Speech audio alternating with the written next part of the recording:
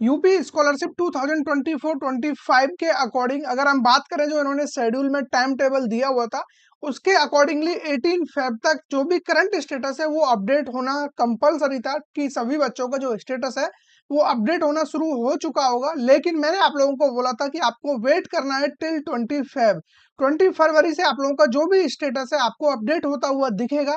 और एग्जैक्टली आज 20 फरवरी है, तो अभी हम लोग बात करने वाले हैं कि कौन कौन से फील्ड में आप लोगों को चेंजेस देखने को मिले हैं और किन किन बच्चों का डेटा यहाँ पर अपडेट होना शुरू हो चुका है और बाकी बच्चों के साथ क्या चीजें हैं, लाइक जिनका अपडेट नहीं हुआ है उनका लास्ट कब तक डेटा अपडेट हो जाएगा। तो बिना टाइम वेस्ट किए हुए सीधा सबसे पहले मैं आपको शेड्यूल के बारे में थोड़ा बता देता हूँ।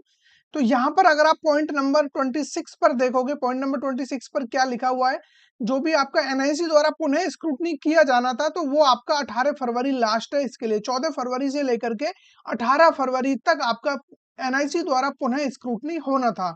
ठीक है, लेकिन हम लोगों ने सेफर साइड के लिए यहाँ पर 20 फरवरी डेट को अनाउंस किया था कि 20 फरवरी के बाद हम अपना डेटा को चेक कर रहे होंगे।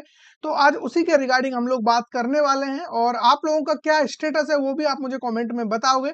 तो अभी मैं एक बच्चे का स्टेटस आपको दिखाने वाला हूँ। वैसे कि डेटा तो आप लोगों का 18 फेब से ही अपडेट होना शुरू हो चुका है।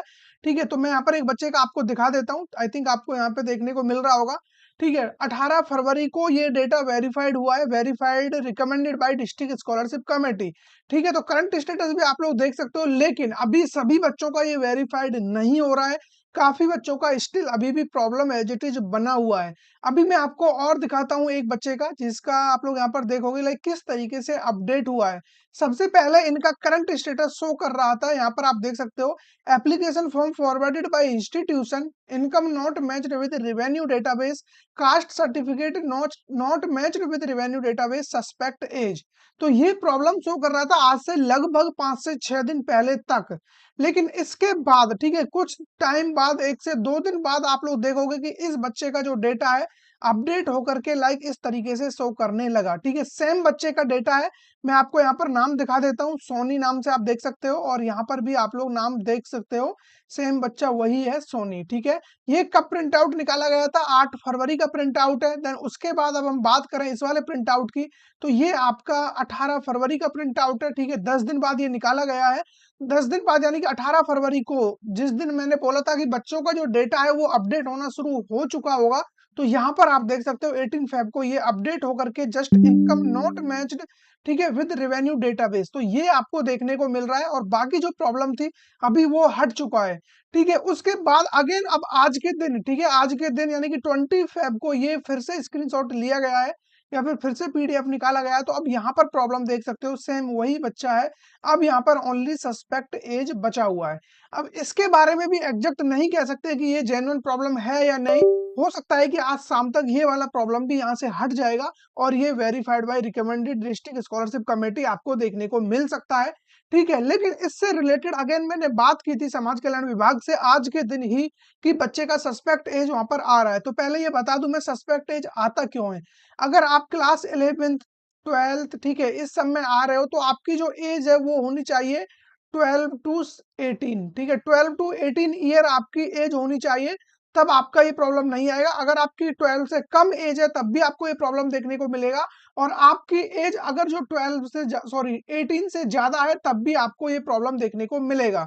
ठीक है, लेकिन आप इस के अंडर में आ रहे हो और जितने भी बच्चे ग्रेजुएशन में, पीजी में है या यूजी में, जिसमें भी आप लोग हो, तो आपकी जो एज है वो 18 प्लस होनी चाहिए या फिर 18 एटलीस्ट आपकी एज होनी चाहिए, तो आपको ये प्रॉब्लम नहीं आएगा। अब इसका सॉल्यूशन क्या है?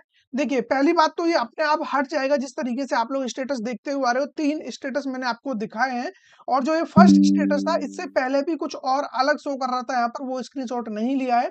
ठीक है, क्योंकि आपको पता है application form forwarded bye institute ये भी बाद में आया है, इससे पहले कुछ और यहाँ पर शो कर रहा था।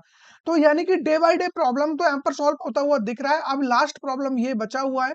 अब हो सकता है कि आप लोगों के में डायरेक्ट वेरीफाइड कर दिया गया हो और किसी बच्ची के में अभी भी एज इट इज यही शो कर रहा है, इनकम नॉट मैच्ड वाला, और किसी के में एज इट इज यही वाला शो कर रहा है। तो यहाँ पर मैं एक चीज आपको क्लियर कर दूं, देखिए जितने भी बच्चों के ये ऐसे कुछ प्रॉब्लम्स आ रहे हैं, पहली बात तो जितने भी 11 12th क्लास के बच्चे हैं उन सबका तो वेरीफाइड ऑलमोस्ट हो चुका है और हो रहा है काफी स्पीड से। लेकिन जितने भी बच्चे ग्रेजुएशन पोस्ट ग्रेजुएशन के, उनके में अभी भी थोड़ा सा यानी कि डिले हो रहा है। कुछ बच्चों का ही स्टेटस यहाँ पर चेंज हो पाया है, बाकी बच्चों का एज इट इज है।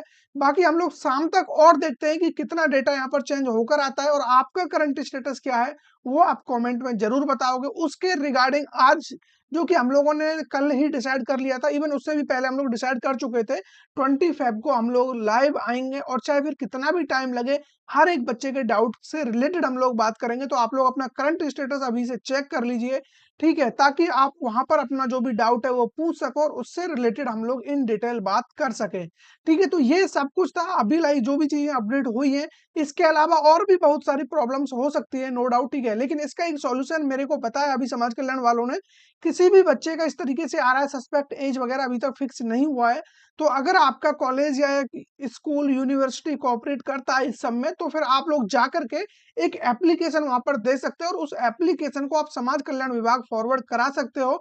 विद इन टाइम आपका 5 मार्च से पहले-पहले इसको दोबारा से वेरिफाइड कर दिया जाएगा। जब तक ये रिजेक्ट नहीं हो रहा है, तब तक आप इसको सही करा सकते हो। मैंने आज ही बात किया है। हालाँकि अब करेक्शन वगैरह का डेट तो ऑलरेडी जा चुका है, लेकिन वो काम जिसमें आपकी गलती नहीं है, जो आपका सब कुछ प्रॉपर सही है, उसके बावजूद ये सारी चीज़ें अपडेट हो रही है, इससे रिलेटेड आप ज़रूर से एप्लीकेशन दे सकते हो, उसकी सुनवाई की जाएगी।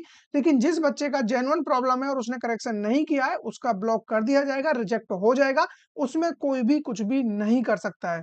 आई थिंक आपको ये इन्फॉर्मेशन समझ में आ गई होगी। इसके अलावा आपका और क्या डाउट है, बाकी नेक्स्ट वीडियो किस टॉपिक पर चाहिए, कमेंट करके मुझे बता दीजिए। बाकी आज के लाइव सेशन में ज़रूर से आना और लाइव सेशन का आपको कैसे पता चलेगा, उसके लिए ज़रूरी है कि आप बेल आइकन को प्रेस करके रखिए और जो भी लाइक सब्सक्राइब वाला बटन है, इसको तो ज़रूर से हिट कर दीजिए क्योंकि आने वाले समय में काफ़ी चीज़ें आपको यहाँ से देखने को मिलेंगी। ठीक है, तो फिर मिलेंगे ऐसे किसी इंटरेस्टिंग टॉपिक के साथ, तब तक बने रहिए हमारे साथ।